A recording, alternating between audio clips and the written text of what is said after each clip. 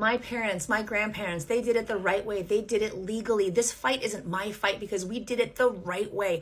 If you're a young East Asian American person and you fix your mouth to say something like that, then that tells me you really don't know the first thing about your own history. And this whole idea of they did it legally, do you understand that there used to be a time where we couldn't, people like us couldn't do it legally. We were prohibited, we were restricted from even being here. The Chinese Exclusion Act in 1882 made it so that people from China and other parts of Asia were not even allowed to enter this country. They couldn't work here and they couldn't live here. So legally wasn't even an option. And then if you say something like, well, I'm here legally, so I'm safe, I'm protected. Need I remind you that in 1942, 120,000 Japanese and other Asian Americans were scooped up out of their lives from their homes and taken to internment camps.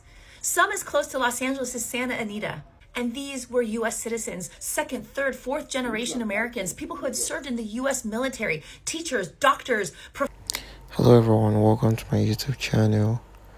If you're new, please just subscribe, and also your thoughts are also very important. Please put that in the comment section.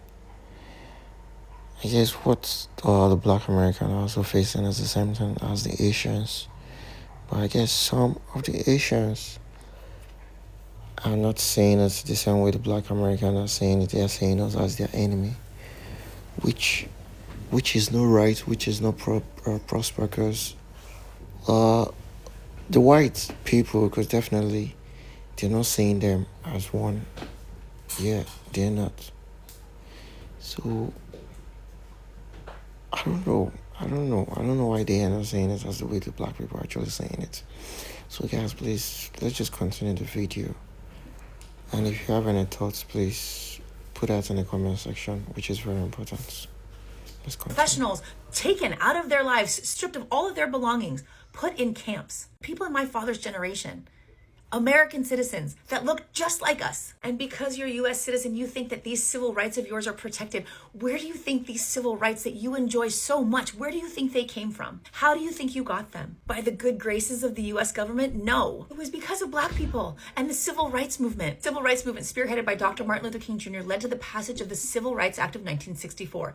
The act effectively outlawed discrimination on the basis of race, color, religion, sex, or national origin. The spirit of the civil rights movement, because we basically learned how to protest and fight for our rights from the Black civil rights movement.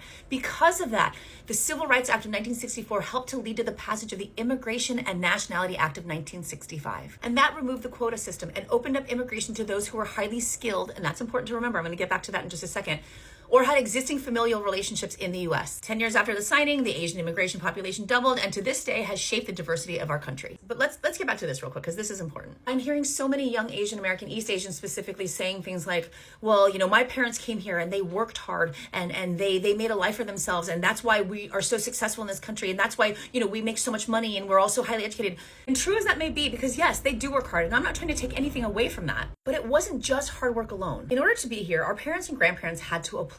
And those applications contained things like their level of education and their skills. So they were hand selected. It wasn't just whoever wanted to come could come. They were hand selected to be here. And guess who they chose? They chose people with skills like doctors or accountants or engineers or people like my father who were architects. So that's really important. Hello everyone. The way she's talking about the whole situation between the Asians and the Black American, I wish other Black American also could see the same way she's saying, because when looking at the history she's dropping, you know that Black Americans have been passing through a lot. Like, they have been fighting for their life and for their rights. So definitely I believe that is where the Asians learn to start fighting. So this stuff has been happening for a very long period of time. So I just wish that other Asians to also saying it the same way they are saying it, that the Black Americans are not actually something that you should factor in when you say things case. Like that, because our parents and grandparents, they came here with a leg up, they came here with an advantage, and there are so many immigrants that come here that don't. And not only do they not have an advantage, they are at a complete and total disadvantage. And they're escaping things like human trafficking, like drug cartels, like war, like poverty. And a lot of them don't have any money. They don't have an education. But you know what they do want? They want the same thing that our parents and our grandparents wanted. And that is a life. That is a life for them and for their children. So go back to that. Go back to that ideal, because that's something you seem to understand. Our parents and grandparents came here because they wanted a better life. Well, so do they. But things like legality and advantages aren't always on their side like it may have been for us. Because we didn't come by it on our own, and they shouldn't have to either. Where the fuck are all the Asians? The thousands of Asians in LA either wanting to be an influencer in TikTok or are influencers on TikTok that have hundreds or tens of thousands or millions of followers. Like, you can't put down your fucking matcha for like literally 2 seconds and speak out about what's happening right now. I go on fucking TikTok, it's the same 4 like wonderful activist Asians on here. But then everybody else just still, regularly scheduled program, my outfit of the day, going to another fucking Korean barbecue restaurant. Like, the restaurant you're at is built on immigrants. This entire city is built on immigrants. Like, you went to fucking UC Irvine, you got your fucking marketing degree. I'm sure you took 1 humanities class, honey. Like, I promise you, if you just don't post 1 TikTok dance and you take 30 seconds to speak on children getting ripped away from an elementary school graduation, people being locked in the basements of federal buildings without food or water, the National Guard being deployed on your city. Like, I know that, like, shame doesn't work on you. Like, nothing works on you because you've had to create this shell. But, like, your $600 post that you're making for tummy tea is not going to save you here. You're scared of, like, your brand getting tainted, or, like, you won't be able to get brand deals. Like, with the rate that information suppression is going, like, you won't. I hear some of the Asians that like that dump, thinking that any law that's been passed on the black Americans is not going to affect them, because I don't understand. Because the same way you guys came to America, that's the same way most of the black are in America. Which we know that, okay, definitely is a different thing, because most of the black are being, all because of the slavery and stuff like that. But currently, that stuff does not, there's been difference. There's a difference now. So I don't know why you guys think, like, I don't know why the Asians think that they are totally different. They are different from the black Americans. Aside the colors and every other thing, but any other thing that the black Americans are passing through, that is what you guys are passing through too.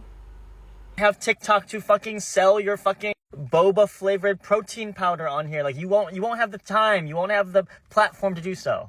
Like, your parents or your grandparents came here for a better life, and then now that you have a better life, you've already fucking forgotten the context as to which you fucking exist in this realm. Like, you don't have to be a civil rights expert or an econ expert or a fucking, like, lawyer to understand that what is happening needs to be stood up against. Like, you are the people that are populating the capital right now. Like, you will be next. Like, with black folk, they weaponize the police. With brown folk, they weaponize immigration. With Asian folk, they weaponize legislation. So the clock is ticking, sweetie. The clock is tick-tock in a way.